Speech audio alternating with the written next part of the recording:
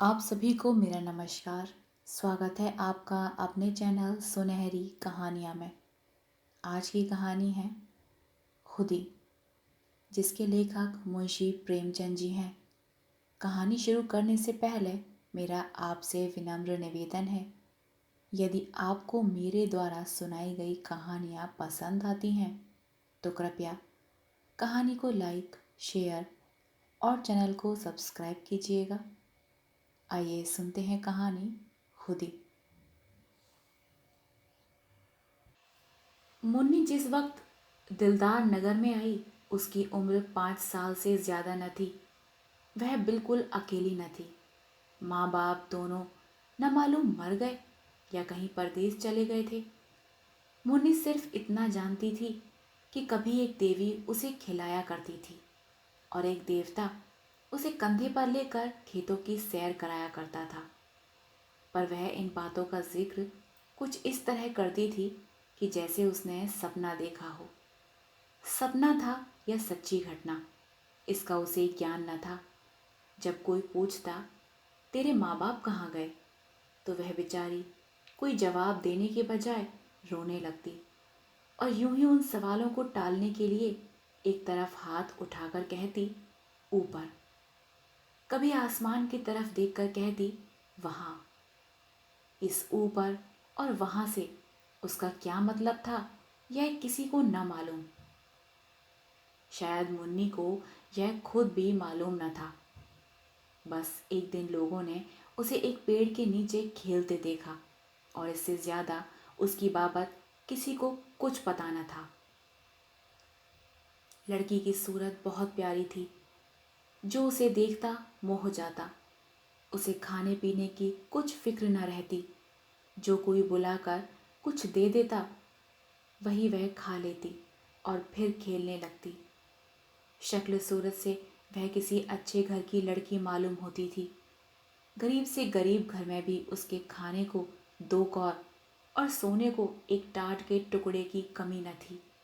वह सबकी थी, उसका कोई न था।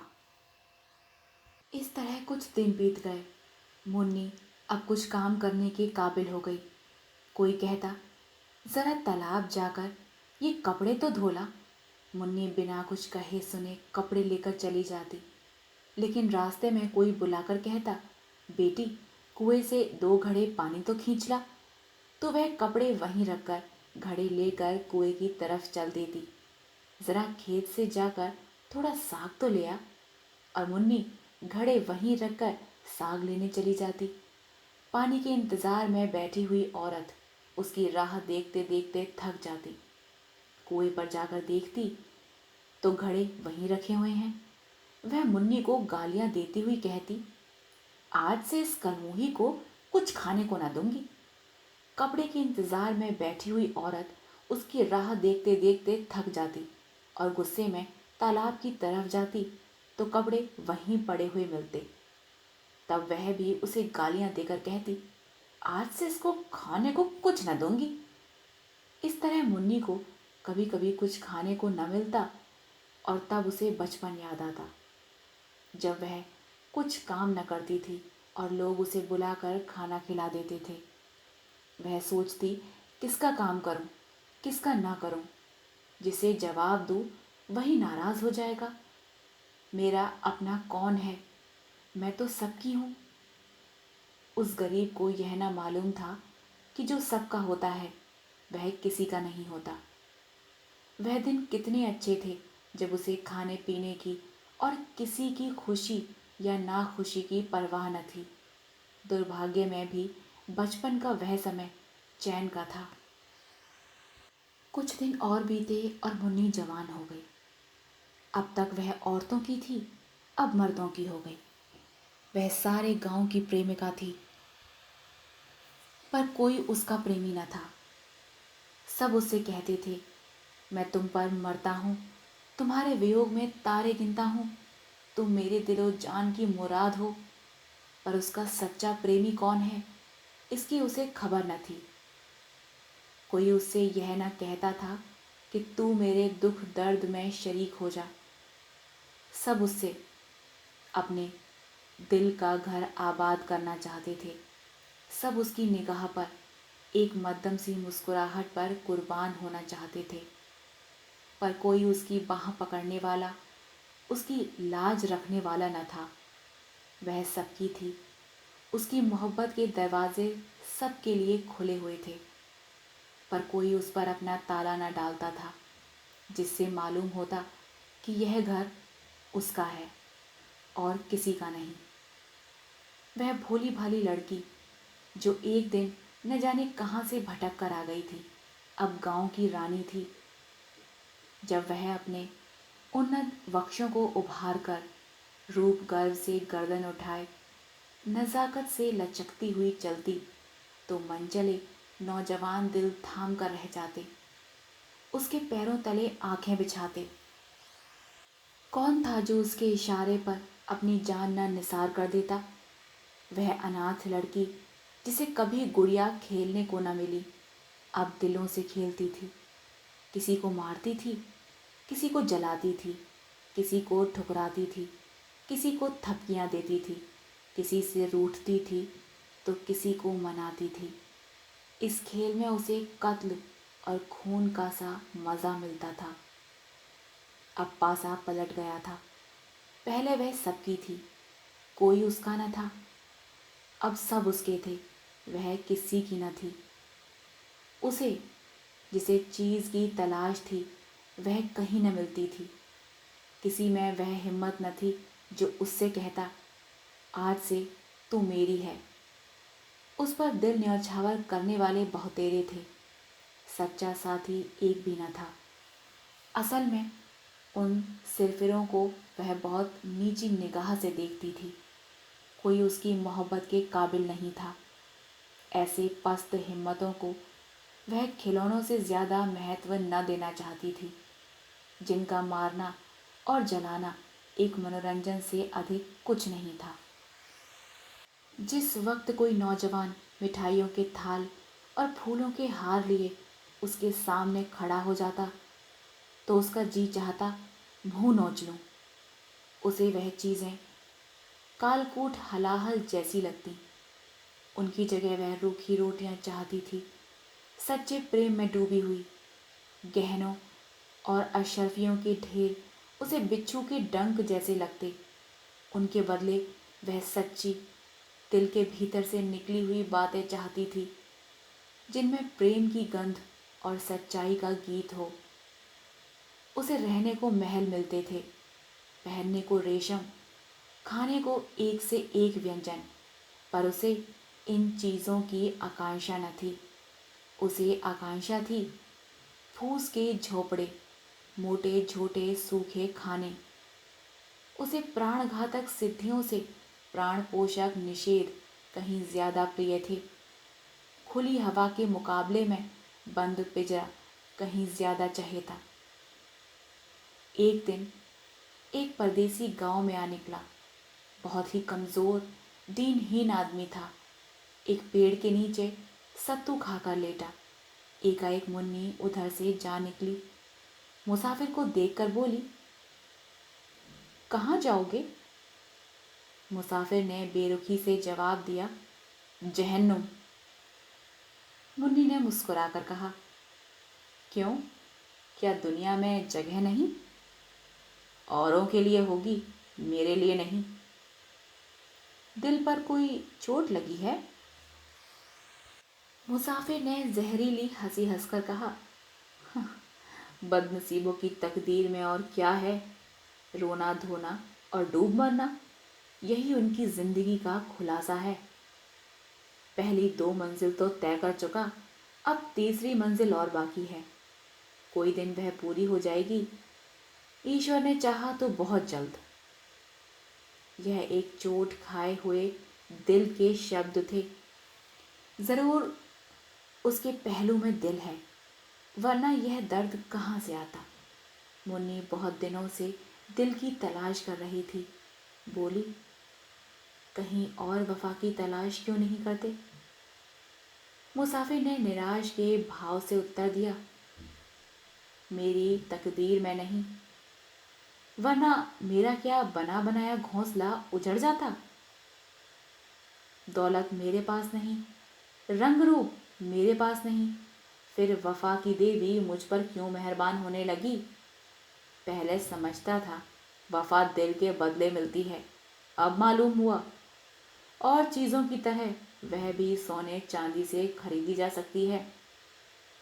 मुन्नी को मालूम हुआ मेरी नज़रों ने धोखा खाया था।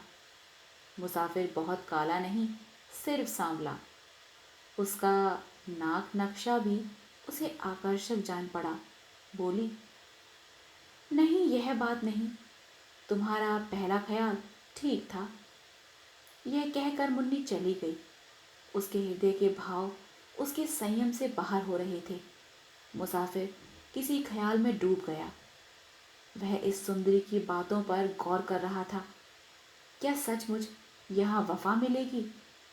क्या यहाँ भी तकदीर धोखा न देगी? मुसाफिर ने रात उसी गांव में काटी। वह दूसरे दिन भी न गया। तीसरे दिन उसने एक फूस का झोंपड़ा खड़ा किया। मुन्नी ने पूछा, यह झोंपड़ा किसके लिए बनाते हो? मुसाफिर ने कहा, जिससे वफा की उम्मीद है। चले तो न जाओगे? झोंपड़ा तो रहेगा। खाली घर में भूत रहते हैं। अपने प्यारे का भूत ही प्यारा होता है। दूसरे दिन मुन्नी उस झोंपड़े में रहने लगी। लोगों को देखकर ताज्जुब होता था। मुन्नी उस झोंपड़े में नहीं रह सकती। वह उस भोले मुसाफिर को जरूर दगा देगी। यह आम ख्याल था, लेकिन मुन्नी फूला न समाती थी। वह न कभी इतनी सुंदर दिखाई पड़ती थी, न इतनी खुश। उसे एक ऐसा आदमी मिल गया था जिसके पहलू में दिल था। लेकिन मुसाफिर को दूसरे दिन यह चिंता हुई कि कहीं यहाँ भी वहीं अभागा दिन न देखना पड़े। रूप में वफा कहाँ? उसे याद आया, पहले भी इस तरह की बातें हुई थीं। ऐसी ही कसम खाई गई थी। एक दूसरे से वादे किए गए थे, मगर उन कच्चे धागों को टूटते कितनी देर लगी। वह धागे क्या फिर न टूट जाएंगे? उसके क्षणिक आनंद का समय बहुत जल्द बीत गया और फिर वही निराशा उसके दिल पर छा गई। इस मरहम से भी उसके जिगर का जख्म न भरा। तीसरे रोज वह सारे दिन उदास और चिंतित बैठा रहा और चौथे रोज लापता हो गया। उसकी यादगार सिर्फ उसकी फूस की झोंपड़ी रह गई। मुन्नी दिन भर उसकी राह देखती रही। उसे उम्मीद थी कि वह जरूर आएगा, लेकिन महीनों गुजर गए और मुसाफिर न लौटा। कोई खत भी न आया, लेकिन मुन्नी को उम्मीद थी वह जरूर आएगा। साल बीत गया। पेड़ों में नई नई कपोलें निकली, फूल खिले, फल लगे, काली घटाएं आईं, बिजली चमकी। यहाँ तक कि जाड़ा भी बीत गया और मुसाफिर न लौटा। मगर मुन्नी को अब भी उसके आने की उम्मीद थी। वह जरा भी चिंतित न थी, भयभीत न थी। वह दिन भर मजूरी करती और शाम को झोंपड़े में पड़ी रहती। लेकिन वह झोंपड़ा अब एक सुरक्षित किला था, जहां सिरफिरों के निगाह के पांव भी लंगड़े हो जाते थे। एक दिन वह सर पर लकड़ी का गट्ठा लिए चली जाती थी। एक रसिए ने छेड़खानी की, मुन्नी, क्यों अपने सुकुमार शरीर के साथ यह अन्याय करती है? तुम्हारी कृपा दृष्टि पर इस लकड़ी के बराबर सोना न्यौछावर कर सकता हूं। मुन्नी ने बड़ी घृणा के साथ कहा, तुम्हारा सोना तुम्हें मुबारक हो, यह अपनी मेहनत का भरोसा है।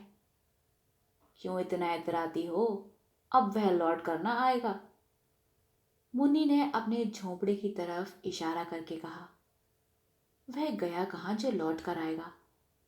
मेरा होकर वह फिर कहाँ जा सकता है? वह तो मेरे दिल में बैठा हुआ है। इसी तरह एक दिन एक और प्रेमी जन ने कहा, तुम्हारे लिए मेरा महल हाजिर है। इस टूटे फूटे झोंपड़े में क्यों पड़ी रहती हो? मुन्नी ने अभिमानी से कहा, इस झोंपड़े पर 1 लाख महल न्यौछावर हैं।